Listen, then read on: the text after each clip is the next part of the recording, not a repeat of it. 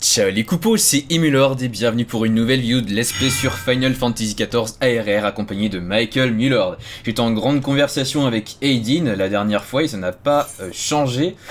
On va continuer aujourd'hui avec le rocher de la rancœur. Aydin s'est souvenu de quelque chose qui pourrait nous intéresser. On n'attend que de le savoir. Je viens de me rappeler d'un autre détail qui pourrait t'intéresser. Écoute bien, il semblerait que toutes les personnes qui ont été tuées jusqu'ici étaient de belles jeunes femmes. Ah ben c'est bon, je suis sauvé alors, c'est bon, je me casse, pas besoin d'aider les gens, je m'en fous ça. Tant que moi je peux rester en vie. Bref, c'est un véritable miracle que je n'ai pas été attaqué moi-même. Blague à part, il y a une rumeur qui circule en ce moment parmi les mineurs. On raconte que les âmes de ces malheureuses sont tapées par un rocher au sud-est d'ici. Certains disent avoir entendu des gémissements, d'autres déclarent avoir vu des éclats de lumière. Je ne sais pas trop ce que ça veut dire, mais je pense que ça vaut le coup d'enquêter. Tiens, prends ce bâton explosif, je veux que tu le jettes sur le rocher et que tu récupères quelques fragments. Je suis très curieuse de les analyser. Alors, utiliser un objet sur une cible particulière. Ah tiens, je connaissais pas ce principe. Certaines quêtes exigent que vous utilisez des objets à des endroits spécifiques pour progresser. Pour ce faire, je vais appeler ma monture. Commencez par cliquer sur l'icône de l'objet dans la liste des objectifs, déplacez ensuite la cible qui apparaît à l'écran à l'aide de la souris et cliquez sur l'objectif de votre choix pour réaliser l'action. Très bien. Mais c'est vraiment la première fois que je rencontre ce mécanisme, alors on va voir à quoi ça correspond exactement dans le jeu. Comment ça fonctionne. Du coup, je vais reculer un peu la caméra parce qu'on est vraiment très près là. Et alors attendez, parce que souvent ici, j'ai un petit peu exploré le coin et il y a des quêtes qui vous demandent de monter à l'étage. On dirait que c'est le cas de celle-ci. Est-ce qu'on va... Ouais, ce sera peut-être... Attendez, on va faire un petit peu d'exploration de l'étage supérieur pour savoir à quoi s'attendre. J'ai pas trop l'impression... Oh, que c'est beau ce qui est en fond là-bas. Ok, alors non, j'ai pas trop l'impression que ce soit là. Regardez, je pense que c'est en bas, ça brille. Oh mon dieu. Il me reste plus beaucoup de vie. Ah, c'est magnifique. Quel joli effet. Ok, donc ce qu'on va faire, c'est essayer d'utiliser le truc. Alors attendez, il faut que je clique là. Waouh, énorme. Donc, du coup, il faut que j'utilise ça là-dessus. Ah non, d'accord, il faut que je le mette là. Putain, un bâton explosif. D'accord. Ah d'accord, je vais ramasser les cristaux.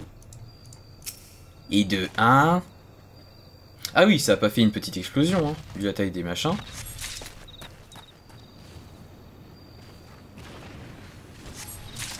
De 4 et enfin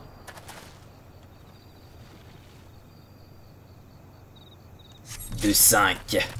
Voilà, on a récupéré les cristaux électriques. On va maintenant rentrer les rapporter à madame. Bah, ce sera vraiment une courte quête, dis donc.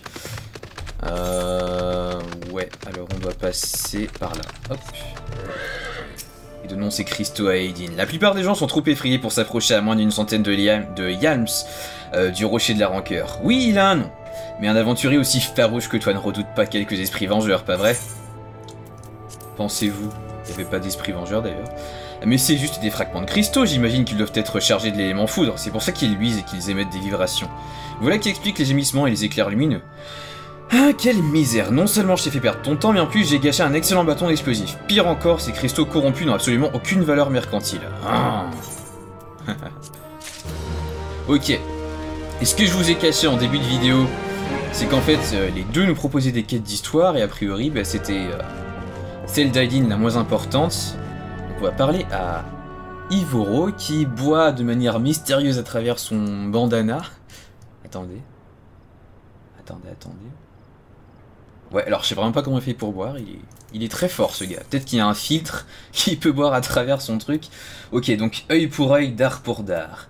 Ivoro a un aveu à vous faire. J'ai un aveu à te faire. Ah tiens, je m'en doutais pas, dis donc. J'ai gardé ça pour moi parce que je voulais pas effrayer l'autre pleurnichard, mais j'ai vu l'œil volant moi aussi. Je sais pas si c'est une coïncidence, mais je l'ai aperçu le même jour que Medrod. Je rentrais chez moi, pépère, quand j'ai senti un truc au-dessus de la tête. J'ai levé les yeux et j'ai vu cet immense globe oculaire qui me fixe. Ouh.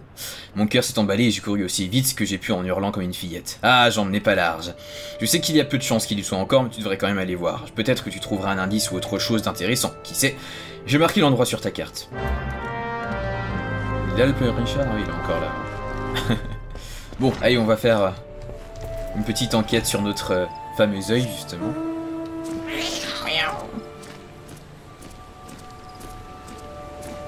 Alors oui, ce soir je parle pas très fort.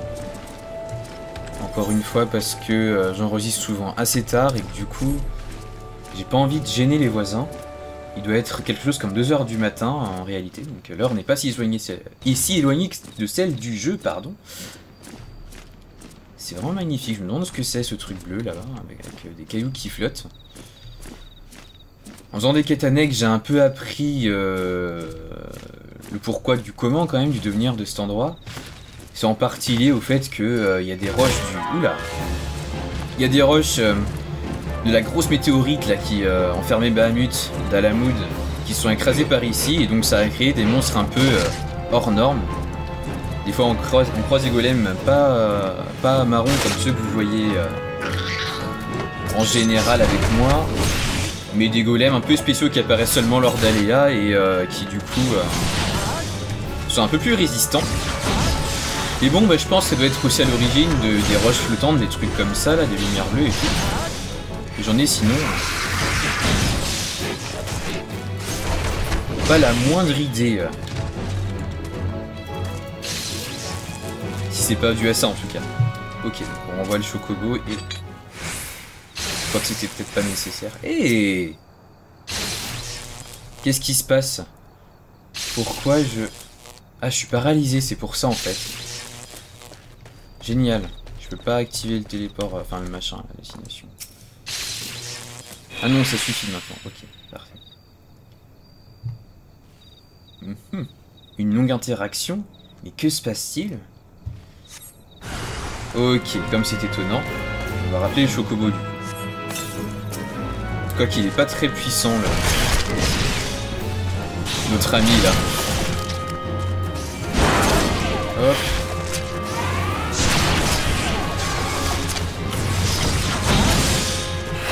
Je vais te taper fort.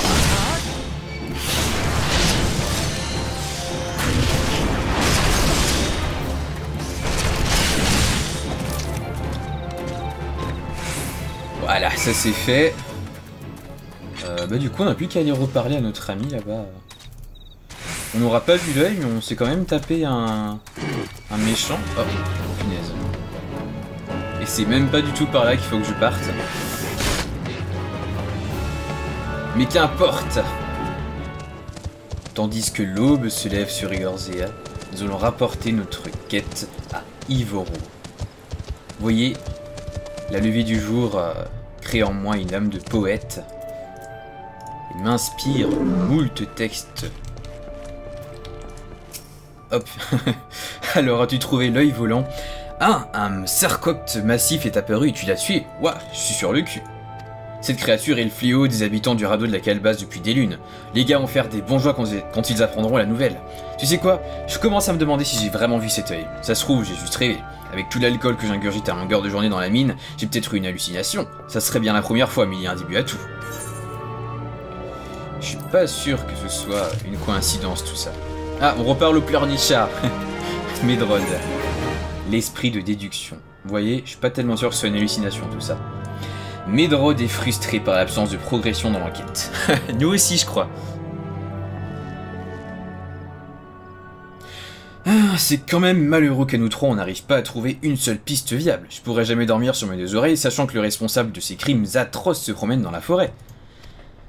Et en juger par la mine décomposée d'Ivoro, je dois pas être le seul à me faire du mauvais sang. Bah alors, l'ami, t'en tires une tronche. Qu'est-ce qui t'arrive? Non, j'essayais juste de me souvenir de cette journée, même si j'ai un peu bu pendant le travail, j'étais pas sous au point de confondre un cercopte avec un globe oculaire. C'est pas que je mette en doute tes propos, mais toi et moi on bossait sur des chantiers différents, et il y a des mâles l'un de l'autre. C'est difficile de penser qu'on ait pu voir la même créature au même moment, tu crois pas? Et puis t'as envoyé notre ami aventurier inspecter les lieux où tu dis avoir vu la créature, pas vrai? Au final, c'est pas un œil flottant qu'il a découvert, mais un cercopte. Il y a forcément une explication, je sais ce que j'ai vu.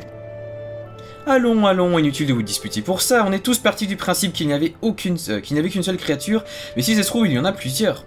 D'ailleurs, j'y pense, chaque fois qu'un œil volant a été aperçu, un cadavre mutilé a été retrouvé sur les lieux. Ça voudrait donc dire que... Je propose que nous laissions notre ami s'occuper de ça. Ah, les enfoirés. Oh là là, n'importe quoi. Adieu aventurier, content de t'avoir connu. Ça fait toujours plaisir. Même si je brûle d'envie de connaître la vérité, il y a parfois des choses qu'il vaut mieux ne pas savoir. Au cas où tu aurais oublié, j'ai vu l'œil volant près de la zone rocheuse à l'ouest. Mais si jamais tu trouves quelque chose, préviens immédiatement les autorités, il y a un poste de garde juste à côté d'ici. Voilà, me reste plus qu'à te souhaiter bonne chance. Ok. Ouais. Ça, cette bande de lâches, on doit toujours tout faire tout seul en fait. Et en plus, là, il l'avoue, vous voyez, au moins il y a des gens qui disent ouais, c'est parce que j'ai pas le temps. Si tu pouvais faire ça pour moi, ça m'aiderait un peu. J'ai des cahiers, enfin j'ai mon carnet de rendez-vous tellement chargé que je reste planté sur place toute la journée, mais ça me ferait quand même gagner du temps que tu aies faire ça à ma place. Mais non, ceux-là, ils avouent carrément que ça leur fait peur de faire les trucs. Et du coup, c'est à nous qu'incombe la fameuse tâche de trouver l'œil. Mon Dieu. Les PNJ, c'est...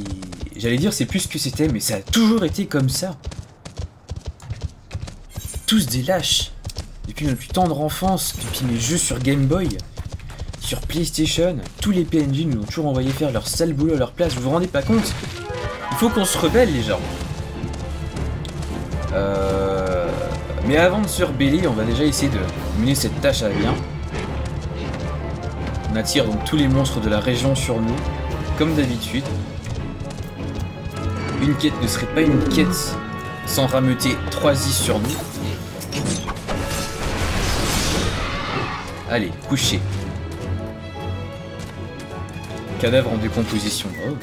Ah ben voilà l'œil. C'est ma monture, je le savais, c'est lui. Assassinez-le. Je vais mettre un max d'effets négatifs tant que je peux. Bon, je pense pas que ce soit très nécessaire. Encore une fois, le niveau est pas très élevé ici. Enfin, pas très élevé. Inférieur au mien en tout cas. Bon, on va faire tous les îles, putain. Voilà, même pas besoin d'utiliser Haymaker. Cadavre en décomposition donc. Oh, ils ont paralysé mon chocobo, les salauds. Ça va? Oh mon pauvre. Je vais te rassurer. Ah merde, ça n'existe pas cette commande. J'ai fait la flemme de trouver les mots, donc tant pis Chocobo. Suis-moi tant que tu peux. Et c'est donc sur l'œil fraîchement dompté que nous allons reparler à nos PNJ. Ah non, c'est un autre bâtiment en fait, j'ai même pas fait gaffe. On va descendre de la monture, c'est plus poli pour parler aux gens. Et donc on parle à Athelmer. Je sais pas comment on prononce ça, mais... Salutations aventuriers, en quoi puis-je vous être utile? Je vous rapporte un cadavre, gentiment symbolisé par une fleur, comme d'habitude. Par Nofika, encore une. Ce n'est pas le premier cadavre que je vois, mais je crois que je m'y ferai jamais, pauvre femme. Des décès identiques ont été rapportés dans la forêt centrale. Je n'ai pas entendu parler d'un homme masqué, mais il y a de nombreuses personnes qui disent avoir vu un œil volant. Il semblerait que ces créatures transportent les corps de leurs victimes quelque part. Toutes ces jeunes femmes sont mutilées au point qu'il est difficile d'identifier pour contacter leur famille. Tiens, j'ai déjà vu ce bouton quelque part. Un lys gravé, un lys gravé. Ah oui, je l'ai vu sur le chemisier d'une autre victime. Il doit s'agir des armoiries de leur famille ou du sceau d'une organisation. Examinons tout cela. Quoi qu'il en soit, j'espère que cette découverte nous aidera à mettre un terme à cette atroce série de meurtres. Mais j'espère, tant qu'à faire... Tant de PNJ femmes tuées, c'est jamais une bonne chose. Et donc on continue avec le secret du lys blanc. Athelmer veut vous donner quelque chose.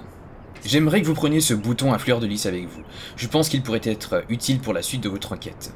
Je précise qu'il s'agit là d'une mesure exceptionnelle dont une pratique courante. Voyez ça comme une récompense en échange de vos bons et loyaux services. Si je peux me permettre de faire une suggestion, vous devriez montrer ce bouton à Mioun. Ah, retour à Gridania donc.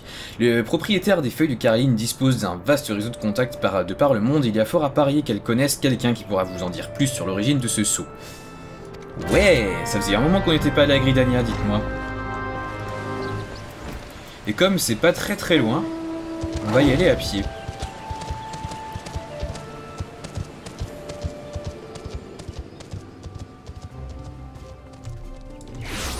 Ok. Je peux pas utiliser le sprint encore. Il y a un sacré brouillard à comparaison de ce qu'on avait dans la forêt elle-même. Un microclimat à Gridania. C'est bien connu. Coucou Miyun, bien le bonjour à toi cher aventurier. À voir ta tête, je suppose que tu n'es pas ici pour déguster une tisane. Mais on l'avait pas déjà vu avant Miyun pour qu'elle me parle comme si j'étais un étranger.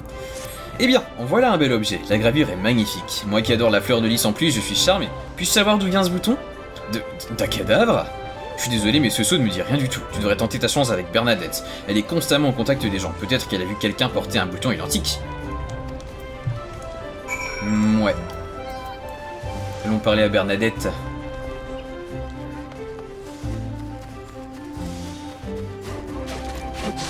Madame Chirac, n'est-ce pas? Vous voulez que je vous aide à retrouver le propriétaire d'un bouton? Cette demande est pour le moins surprenante, mais pourquoi pas après tout? Montrez-moi ça. Pauvre Manon. On dirait un bouton décoratif, un peu comme ceux que portaient les nobles autrefois.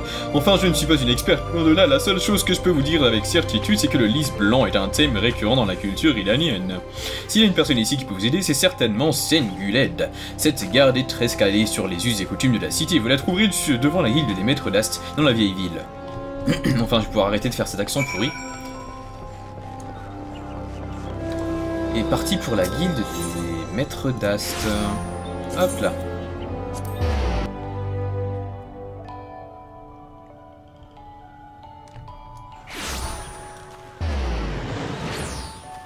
Senguled et Kainguled.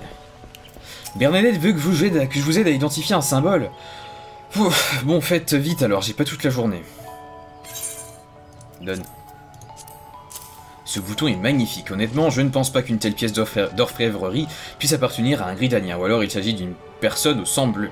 Attendez, je viens de me rappeler qu'il y a un homme qui a des boutons identiques au col de sa chemise. Comment il s'appelle déjà? Il est toujours assis sur le banc près du quartier des illustres combattants. Ah, Urzandel, allez le voir, je suis sûr qu'il pourra vous aider. Bien, et en plus je crois que c'est le moment de mettre un terme à notre quête. Ouais. L'icône est verte.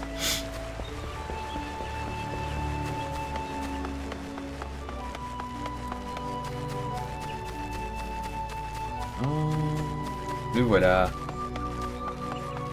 Bonjour papy. S'il y a bien une chose dont j'ai horreur, c'est d'être dérangé dans mes réflexions. Je vous prierai de tourner les talons et d'aller voir ailleurs si j'y suis. Tiens, quelqu'un de ta famille qui est mort. Oh, mais c'est le sceau de la famille d'Artancourt. Où avez-vous trouvé ce bouton? Sur le corps d'une jeune femme? Dites-moi, son visage, portait-il des traces ou des coups ou des coupures? Ce que je craignais est arrivé. Ah, je ne peux plus feindre l'ignorance. Je vais vous révéler les véritables causes de ces décès, mais à une condition. Vous me promettiez de mettre fin à la folie de Dame Amandine et de la libérer de son tourment. Oh. Oh, oh, oh, oh, oh. Beauté volée. Encore une belle image de quête. Ça veut dire que ce sera quelque chose d'important qui va se passer. Urzandel a une confession à vous faire concernant les meurtres mystérieux. Une cinématique de surcroît. J'étais autrefois le majordome de la famille d'Artancourt, l'une des maisons les plus anciennes et nobles de Gridania. La maîtresse de maison, Dame Amandine, était belle comme un jour de printemps et son cœur d'or était le complément parfait de son doux visage. Hélas, comme beaucoup d'autres personnes, elle a été victime du fléau. Bien qu'elle ait eu la vie sauve, la mort aurait peut-être été moins cruelle. Jamais je n'oublierai le jour où on lui a retiré ses bandages et où j'ai vu son visage défiguré pour la première fois. Ce jour-là, la femme généreuse et joyeuse que je connaissais a cessé d'être. Incapable de supporter le regard des autres, elle s'est cloîtrée dans sa chambre pendant plusieurs lunes. Puis un jour, sans crier gare, elle a commencé à recevoir des invités étranges. Tout le monde ignorait d'où venaient ces hommes masqués, mais Dame Amandine soutenait qu'elles allaient l'aider à retrouver ce qu'elle avait perdu. C'est ainsi qu'ont commencé les rites de régénération. Une sorcière? Ces rituels semblaient tout à fait normaux au début, mais ils gagnaient en intensité au fil du temps. Tant et si bien qu'un jour elle attacha l'une des servantes à son lit et se mit à lui lacérer le visage avec un couteau. Inutile de dire que la pauvre fille n'a pas survécu au supplice. Dame Amandine m'a chargé de disposer du corps. En bon domestique, je me suis exécuté, mais au moment de retour au manoir, mes jambes ont refusé de bouger. Je ne pouvais pas y retourner sciemment après la vision cauchemardesque dont j'avais été témoin. C'est ainsi que j'ai fui la maison dans laquelle j'ai vécu et travaillé pendant près de 50 ans. Mes hommages. Longtemps j'ai pleuré pour la jeune fille qui a été tuée, mais j'ai versé encore plus de larmes pour Dame Amandine. Ah, je m'étais juré de ne jamais parler de cette histoire à quiconque, et puis vous m'avez montré ce bouton. Il faut mettre un terme à sa folie, sans quoi de nouvelles jeunes femmes seront tuées. Je vous en prie, allez au manoir des Hawks dans la forêt centrale et libérez Dame Amandine de ses souffrances.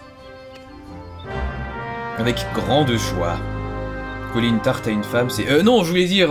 pardon, on va sauver les jeunes filles en détresse. Oui, je vois. Vous n'avez rien entendu.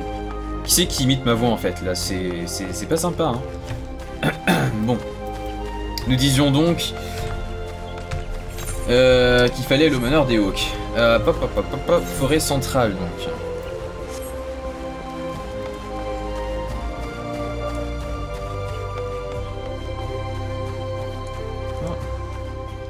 Forêt centrale, il y a la porte du blaireau bleu. Et nous voilà dehors. Alors, on va monter notre Harriman. Ça se trouve très loin tout ça. Ah, je vois même pas sur ma carte l'endroit en question. C'est bien par là pourtant. D'accord, c'est tout au bout de la carte de Gridania. Enfin, pardon, de la forêt centrale. Reposons-nous sur cette musique. Les plus sympathiques. En fin de compte, vous voyez, le brouillard s'est étendu en dehors de la ville, donc on voit pas grand chose finalement. Ah, ça c'est le grand arbre de branche arquée en effet, d'accord, je vois à peu près. Ce serait pas à l'étage d'ailleurs. Et oui, j'ai bien l'impression qu'il faut monter là-bas. Ah, la bande-son de Gridania, c'est vraiment quelque chose de super sympa. Je peux pas monter. À quoi ça sert d'avoir un œil volant, franchement?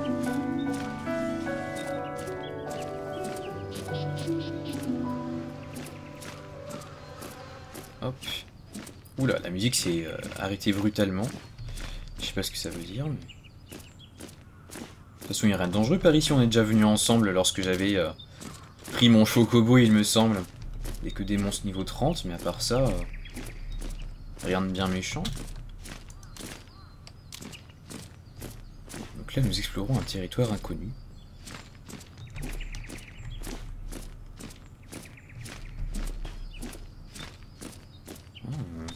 C'est vraiment très calme. Hein. On pourrait presque s'endormir.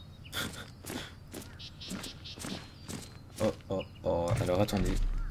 Ah, c'est pas ici. Ouais, j'ai pas au bon endroit. Faut que je fasse le tour par là. C'est pas très rassurant quand on voit l'entrée d'une caverne. Donc moi j'évite. Je suis lâche. Je vais faire le tour. Hein. Oh, que c'est beau. Des morbols. Enfin, des stauropères. Qui, comme par hasard, nous attaquent. Que c'est étonnant. Voilà qui met fin au paisible... Ouh là là, un œil flottant. Ah, d'où le fait que des œils flottants se baladent dans la région. Oh, bonjour, bonjour. Tout va comme vous voulez, je ne fais que passer. Qu'il fait beau par ici. Votre manoir est magnifique. Oh là là. C'est bizarre que je me fonde pas dans le paysage avec mon œil quand même. Bonjour copain, comment vas-tu? Tout va comme tu veux? Ah ouais, je sais, hein, c'est pas terrible la vie. Ah, vous voyez, il m'attaque pas.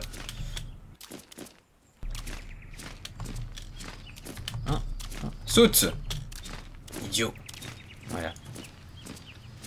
Ok, alors. On va toquer à la porte, les amis. Espérons que ce n'est pas une vieille femme horrible qui vienne nous ouvrir. Ouh là là. D'accord, c'est donc une instance. Bien écoutez, comme on arrive déjà à 30 minutes de vidéo, on va s'arrêter là pour celle-ci, et ce sera donc pour la 29e que nous allons entrer dans le manoir des Hawks. Ouais, bah, j'ai pas encore le niveau pour faire card, donc on pourra même pas enchaîner avec le temple de card finalement pour la 30e, mais au moins on aura quand même une instance avant la 30e vidéo.